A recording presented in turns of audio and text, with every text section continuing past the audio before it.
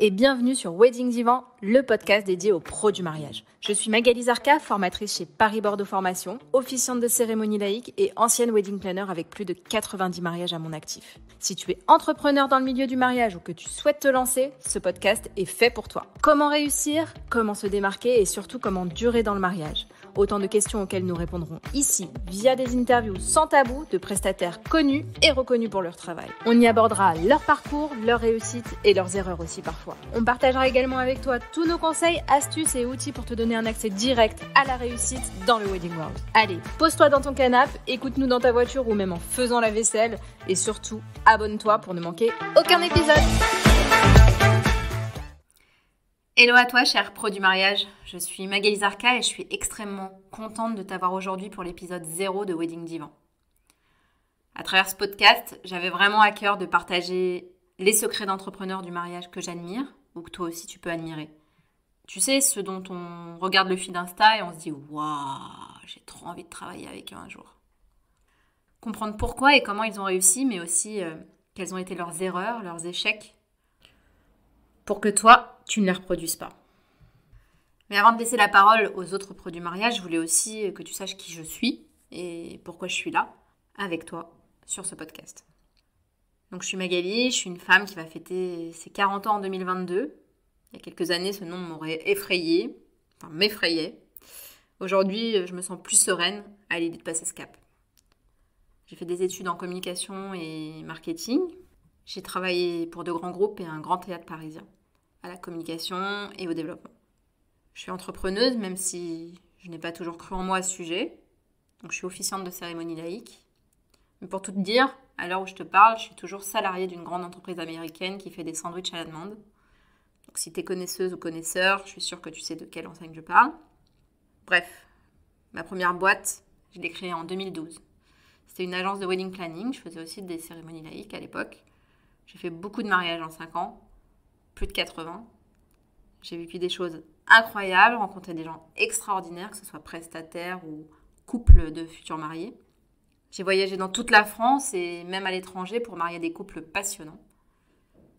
Et j'ai aussi fait un burn-out en 2016, après avoir couru partout pour organiser, décorer, célébrer 32 mariages en 6 mois. J'étais sur tous les fronts, j'étais aussi jeune maman et épuisée. Je prenais plus de plaisir à exercer ce métier. J'ai ressenti le besoin de tout arrêter et de m'éloigner de cette sphère dans laquelle j'avais tant aimé évoluer et je me suis recentrée sur ma famille et sur moi. J'ai tout stoppé pendant 2 ans, mais voilà, quand tu as travaillé dans un milieu aussi riche que celui du mariage, ça te manque. Les cérémonies laïques m'ont manqué. Le contact avec les mariés m'a manqué. Je crois que c'est ce qui m'a manqué le plus. J'avais envie de revenir et de laisser parler toute ma créativité. Ça aussi, j'étais persuadée que j'en avais pas avant.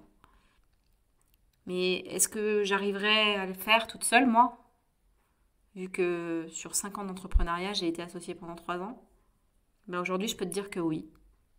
Je ne prends que très peu de mariages chaque année. Mais j'ai des mariés qui me ressemblent et avec qui j'adore passer du temps. Pendant les préparatifs, en dehors des préparatifs. Je suis bel et bien revenue et même si j'ai dû tout recommencer, je suis encore plus fière d'avoir signé les contrats dès mon retour. Si vous m'écoutez, mes petits mariés chéris et tous les prestats qui m'ont renouvelé leur confiance, sachez que je vous en suis vraiment, vraiment reconnaissante. Merci, merci, merci. J'avais aussi envie de te donner mes 3 plus grandes erreurs quand j'ai commencé. La première, c'était de croire que je pourrais tout faire toute seule. La deuxième, c'est de ne pas écouter mon corps quand il me disait de ralentir. J'ai trop forcé.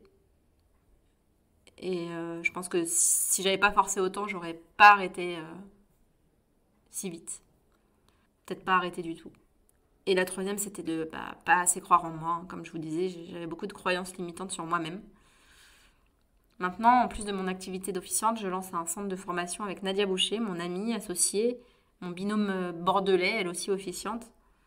Toutes les deux, on a une envie folle de partager notre expérience avec d'autres pros ou de futurs pros du mariage. C'est une belle aventure qui va m'apporter énormément de choses, j'en suis sûre. Et j'ai hâte de la partager avec toi. Voilà, c'était l'épisode 0 de Wedding Divan. Merci beaucoup d'avoir écouté jusqu'ici et j'espère te garder avec moi pendant très longtemps.